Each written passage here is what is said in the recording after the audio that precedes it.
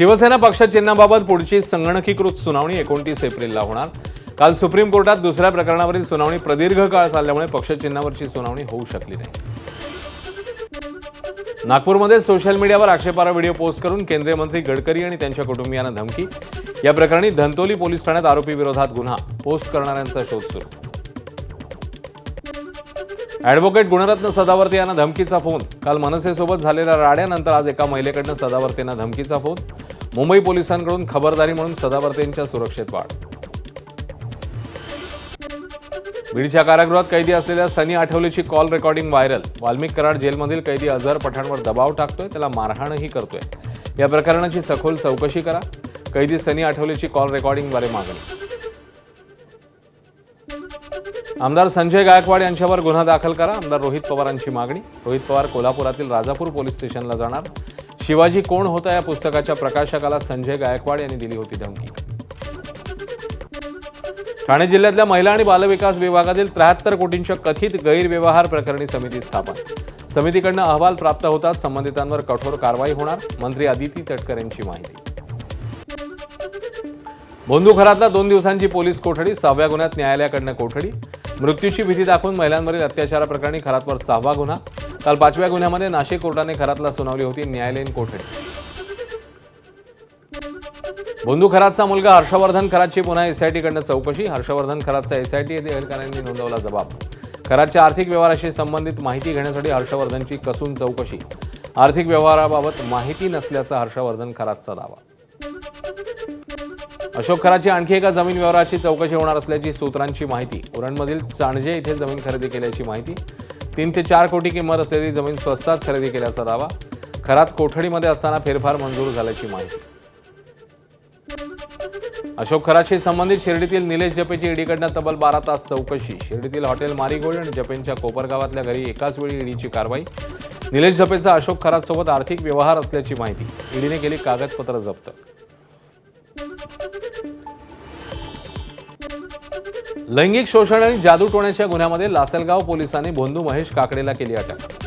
भोंदू महेश दिलीप काकडे उर्फ महेशगिरीला न्यायालयात हजर करणार। अधिक तपासासाठी लासलगाव पोलिसांकडून 5 ते 7 दिवसांची कोठडी मागितली जाण्याची शक्यता। नाशिक पाठोपाठ मुंबईतही कॉर्पोरेट जिहादची चर्चा। हिंदू मुलीला मुस्लिम तरुणाने फोनवर पाठवले अश्लील मेसेज आणि फोटो। दोघंही करत होते एकाच कंपनीमध्ये काम। आगरीपाडा पोलिसांकडून अशरफ नावाच्या तरुणाला अटक। नाशिकच्या टीसीएस प्रकरणातल्या 4 संशयित आरोपींचा एसआयटीने घेतला ताबा। कंपनीतील एका कर्मचाऱ्याचं धर्मांतर केल्याप्रकरणी एसआयटीचं पथक तपास करणार। न्यायालयाकडून ताब्यात घेण्यात आलेल्या 4ही जणांना आज कोर्टामध्ये हजर करणार। ठाण्यातल्या मंजुनाथ शेट्टी उर्फ दीक्षित बाबाने मुंबई ठाण्यासह राज्याबाहेर अनेकांना कोट्यवधींचा घातला गंडा। तुमच्यावर काळी जादू केली आहे, ती दूर करतो असं सांगत अघोरी पूजा करत होता। अघोरी पूजा करून पैसे घेण्याचं आमिष दाखवत होता। ठकसेन बाबाला अटक।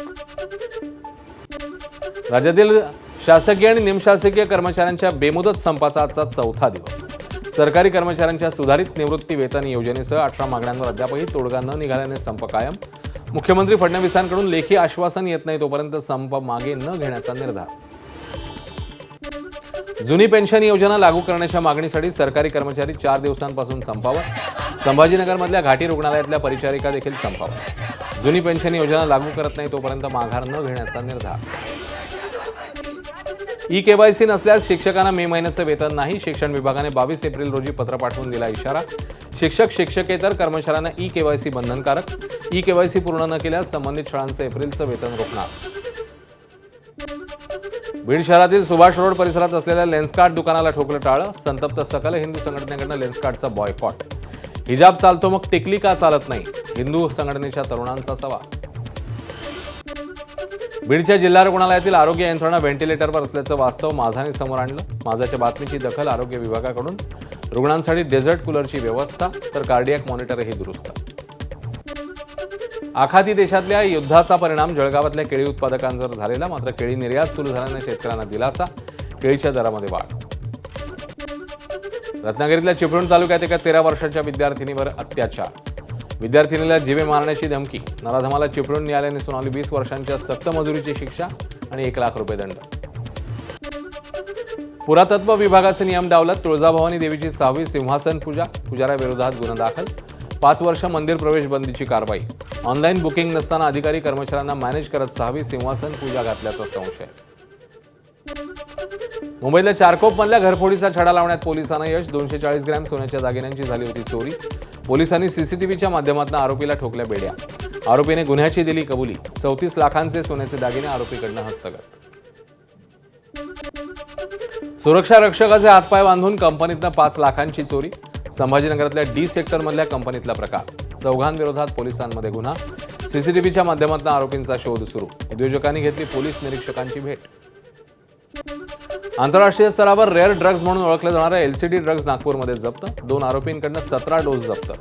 बाजारामध्ये ड्रग्जची 4,37,000 रुपये किंमत. मीरा भाईंदर परिसरात अंमली पदार्थांविरोधात मोठी कारवाई. भाईंदर रेल्वे स्थानकावर कोकेनची विक्री करण्यासाठी आलेल्या परदेशी नागरिकाला अटक. आरोपीकडनं जवळपास 40 ते 45 लाखांचं कोकेन जप्त. टिटवाळ्यामध्ये ड्रग्ज पेडलर आमिर सय्यदने विकल्या एक्सटेसीच्या 25,000 गोळ्या. आमिर सय्यदची लिव्ह इन पार्टनर अश्विनी पॉलच्या चौकशीत माहिती उघड. परदेशातनं गोळ्यांची तस्करी केल्याचा संशय. अटकेपूर्वी 5,030 गोळ्या अश्विनीकडे दिल्याचं उघड. मुंबईतील नेस्को ड्रग्ज प्रकरणी फिल्म इंडस्ट्रीचं कनेक्शन समोर. ड्रग्ज प्रकरणात अटक केलेली जिया जेकब अभिनेत्री असल्याची माहिती. जिया जेकबच्या बँक खात्यावर लाखोंचा व्यवहार झाल्याचं उघड. बुलढाण्यामध्ये रेती माफियांचा हैदोस. तहसीलदारावर तहसील कार्यालयात जाऊन हल्ला. नांदुरा तहसीलदार अजित जंगम यांच्यावर लोखंडी रॉडने जीवघेणा हल्ला. अवैध रेती वाहतूक करणाऱ्या वाहनांवर कारवाई केल्यानं हल्ला करून आरोपी फरार. पिंपरी चिंचवड शहरातील पिंपळे सौदागर परिसरात कोयता गँगची दहशत. 4 लाखांच्या खंडणीसाठी दुकान मालकावर जीवघेणा हल्ला. घटना सीसीटीव्हीत कैद. 3 गुन्हेगारांना ठोकल्या बेड्या. मुंबईत बांधकाम सुरू असलेल्या इमारतीवरनं 9 जण कोसळले. भांडूपच्या जनता मार्केट परिसरातली रात्रीची घटना. एकाचा मृत्यू, इतर 8 जण जखमी. एका तरुणाला बाहेर काढायला गेलेले 8 जण कोसळले. सांगलीतील आटपाडी तालुक्यातल्या खरसुंडी गावातल्या श्री सिद्धनाथ मंदिरातील चांदी गहाळचा मुद्दा चव्हाट्यावर. मंदिरातल्या गाभाऱ्यासाठी चांदी दान केलेल्या भाविकाचा ट्रस्टच्या कारभारावर संशय. ट्रस्टचे चेअरमन, सचिवांची चौकशी करण्याची धर्मादाय आयुक्त, पोलीस अधीक्षक यांच्याकडे मागणी. अकोल्यामध्ये 2 तरुणींनी छेड काढायला आलेल्या रोड रोमिओला शिकवला चांगलाच धडा.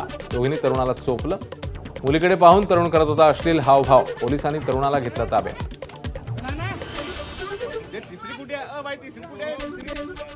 कुर्ला रेल्वे स्टेशन बनलं स्केटबोर्डिंगचं मैदान.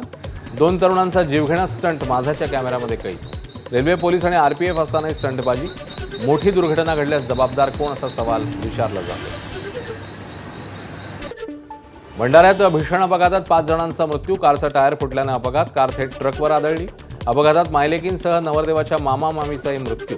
लग्न सोहळा आटोपून वऱ्हाडी परत गावी जात असताना अपघात. मुंबईत इंदिरानगर पाथर्डी फाटा परिसरात दारूने भरलेली क्रेटा कार अपघातग्रस्त. सकाळी 6:30ची घटना. गाडी मालकाचा तपास सुरू. गाडीत एवढ्या दारूच्या बाटल्या कोणाच्या आणि कशासाठी याचा शोध. प्रतापगड आंबेनळी घाटात दुचाकी कोसळली. तब्बल 900 फूट दरीत दुचाकी कोसळून दाम्पत्याचा मृत्यू. मृतदेह बाहेर काढताना रात्री अडथळा. आज पुन्हा मृतदेह बाहेर काढण्यासाठी मोहीम सुरू. नागपूरच्या उमरेड इथे उन्हाळी जलतरण वर्गादरम्यान तुषार ओमकारचा बुडून मृत्यू. स्वर्गीय भाऊ मुळक जलतरण तलावातली घटना. सकाळी 7 वाजता तुषार जलतरण करत असताना पाण्यातच बेशुद्ध. ट्रेनरने त्याला रुग्णालयात दाखल केलं, मात्र रुग्णालयात पोहोचण्याआधीच त्याचा मृत्यू. विरारजवळील शिरसाळ इथे कंटेनरचा अपघात. कंटेनरची वसई विरारला पाणी पुरवठा करणाऱ्या पाईपलाईनला धडक. पाईपलाईन फुटल्यानं लाखो लिटर पाणी वाया. शहराचा पाणी पुरवठा विस्कळीत होण्याची शक्यता. अतिजिम करणं धोकादायक. नागपूरमध्ये एका 23 वर्षीय तरुणाची अतिव्यायामामुळे मेंदूतली रक्तवाहिनी फाटली. सुदैवाने डॉक्टरांनी गोल्डन आवरमध्ये शस्त्रक्रिया केल्यानं तरुणाचा जीव वाचला. त्यामुळे व्यायाम करणाऱ्या तरुणांनी काळजी घेण्याची गरज या निमित्ताने अधोरेखित. गोंदियाच्या नवेगाव नागझिरा व्याघ्र प्रकल्पात सफारीसाठी 4 नवे गेट पर्यटकांसाठी होणार सुरू.